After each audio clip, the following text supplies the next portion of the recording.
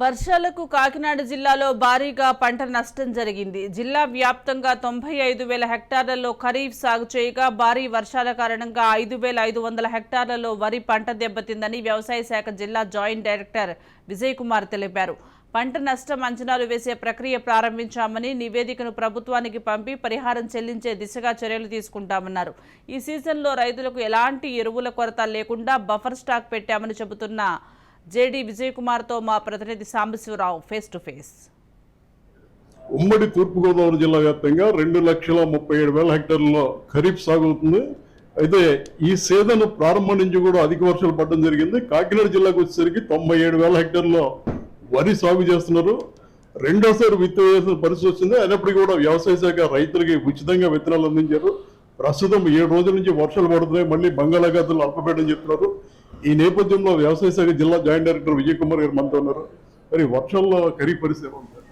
ఇప్పటి వరకు మనకి 100% ట్రాన్స్ప్లాంటింగ్ అవటం అనేది జరిగింది అన్ని మండలాల్లో కూడా.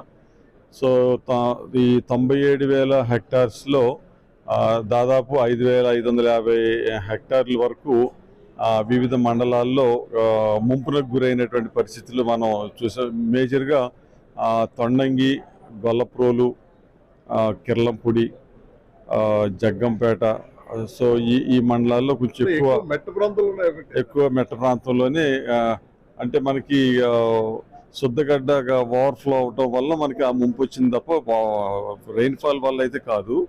శుద్ధగడ్డగా ఓవర్ఫ్లో అవటం వల్ల మనకి ఎక్కువగా డ్యామేజ్ అనేది, ఇనండేషన్ అనేది జరిగింది. సో మొన్న కూడా నేను చూశాను, ఒక వారం దాకా వాటర్ లాగేటువంటి పరిస్థితి అయితే లేదు. అటువంటి ఫీల్డ్స్ మాత్రం కొంచెం 100% డ్యామేజ్ అయ్యేటువంటి అవకాశం ఉంది. కనుక ఎన్యూమరేషన్ చేయడానికి ఆర్డర్స్ కూడా ఇచ్చున్నాము. కలెక్టర్ గారు కూడా టీమ్స్ ఫామ్ చేశారు. అందరికి కూడా ఆర్డర్స్ ఇచ్చాము. సో రేపు 10వ తారీఖు లోపు ఎన్యూమరేషన్ కంప్లీట్ చేయమని చెప్పడం జరిగింది. అలాగే 11వ తారీఖు నుంచి 16వ తారీఖు వరకు సోషల్ ఆడిట్ కింద ఆ లిస్టులన్నీ కూడా గ్రామ పంచాయతీల్లో డిస్ప్లే చేస్తాము.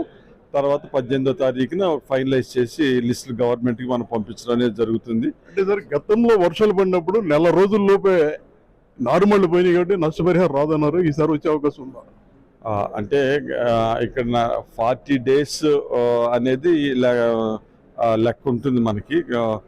యాక్చువల్గా అయితే ఎప్పుడు మనకి తుఫాన్లు అనేది హార్వెస్టింగ్ స్టేజ్లో గ్రెయిన్ గట్టిపడిన తర్వాత అప్పుడు వచ్చేది.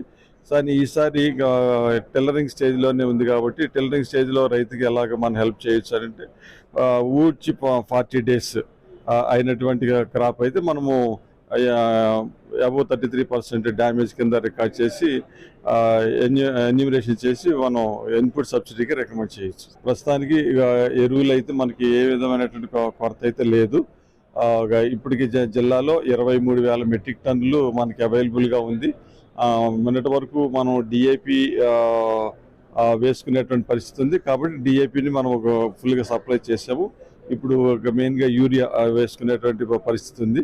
యూరియా అయితే ఇప్పుడు మన దగ్గర 6,000 మెట్రిక్ టన్నులు ప్రైవేట్ డీలర్స్ దగ్గర ఉంది. 2,000 మెట్రిక్ టన్నులు ఆర్బీకేలో ఉంది. సొసైటీల్లో ఇంకొక 3,000 మెట్రిక్ టన్నులు ఉంది. సో టోటల్ మీద 11,000 మెట్రిక్ టన్నులు మనకి యూరియా సరఫరా ఉంది. రేపు కూడా ఇంకో రేక్ వస్తుంది కాబట్టి యూరియా ఎరువుల ప్రాబ్లం అయితే మనకు లేదు. కేవలం 550 హెక్టార్లో మాత్రమే 5,500 హెక్టార్లో మాత్రమే కొంత నష్టం జరిగింది. దాన్ని ఎన్యూమరేషన్ చేస్తాం. పైగా ఎన్యూమరేషన్ చేసింది పారదర్శకంగా ఉండడం కోసం సోషల్ ఆడిట్ కూడా నిర్వహించడం జరుగుతుంది. అనంతరం ప్రభుత్వానికి నివేదిక పంపిస్తాం. ఎరువుల కోసం రైతులు ఎలాంటి ఇబ్బందులు పడాల్సిన అవసరం లేదు. పూర్తి స్థాయిలో ఎరువులు అందుబాటులో ఉన్నాయి. అదేవిధంగా ధాన్యం కొనుగోలు కేంద్రాలు కూడా వెంటనే ప్రారంభించేలా ప్రభుత్వం ఆదేశాలు జారీ చేసిందని జేడీ విజయ్ కుమార్ గారు చెప్పడం జరిగింది. Back to studio.